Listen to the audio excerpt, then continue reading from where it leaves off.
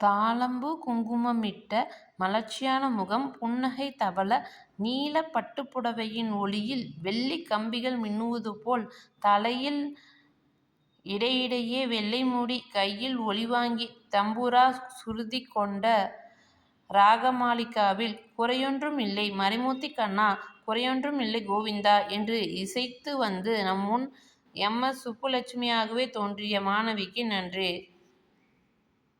நம் நிகழ்வில் அடுத்ததாக பொதுவெளியில் ஆடுவது தண்டனைக்குரிய குற்றம் என்னும் சட்டம் இயற்றப்பட்டிருந்த காலத்தில் நடன வாழ்வைத் தொடங்கியவர். நாட்டியம் ஆடுவது கீழ்மையானது என்ற எண்ணம் 20ஆம் நூற்றாண்டின் தொடக்கத்தில் பரவலாக இருந்து வந்த நிலையை மாற்றியவர் இவர். இந்திய அரசின் தாமரை செவ்வனி விருது பெற்றவர். அவர் யாரென்ற உங்கள் வினாவுக்கு 10ஆம் வகுப்பு மாணவியின் மோகனா பாலசரஸ்வதியாக தோன்றுகிறார். பாலசரஸ்வதி: எனக்கு 7 வயதாக இருக்கும்போது காஞ்சிபுரத்தில் பரதநாட்டிய அரங்கேற்றத்திற்காக முதலில் மேடை ஏறினேன். 15 வயதில் சென்னையில் உள்ள சங்கீத சமாஜம் என்னும் அரங்கில் நடன நிகழ்ச்சி நடந்தது. எனது நடத்தை பார்த்த பிறகே மரபுசார் நாட்டியத்தை பலரும் தீவிரமாக வரவேற்கத் தொடங்கினர். சென்னையில் என் நாட்டியக் கச்சேரியையும் பார்த்த பண்டிட் ரவிசங்கர் அவர்கள் மிகவும் பாராட்டினார். அவரது தம்பியின் மூலமாக வட இந்தியாவின் பல இடங்களில் நடனமாடும் வாய்ப்பு எனக்கு கிடைத்தது.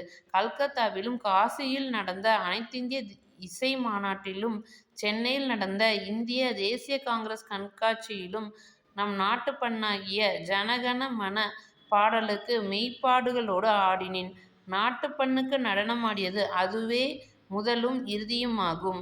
ஐரோப்பிய, அமெரிக்க முதலிய வெளிநாடுகளிலும் நடன நிகழ்ச்சிகள் நடத்தியுள்ளேன். டோக்கியோவில் உள்ள கிழக்கு மேற்கு சந்திப்பு நிகழ்வில் இந்தியாவின் சார்பாக கலந்து கொண்டு சிறப்பாக நடனமாடினேன்.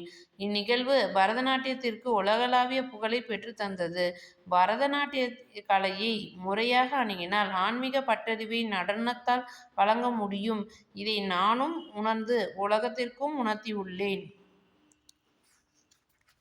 தமிழகத்தில் ஒருகாலத்தில் புறக்கணிக்கப்பட்ட கலைக்கு இந்திய அரங்கிலும் உலக அரங்கிலும் மதிப்பையும் ஏற்பையும் பெற்றுத்தந்தவர். தமிழகத்தின் பெருமைக்குரிய கலைகளில் ஒன்றாக செவ்வியல் நடனம் திகழ காரணமானவர். அத்தகைய பரதநாட்டிய கலைஞர் பாலசரஸ்வதிக்கு நன்றி.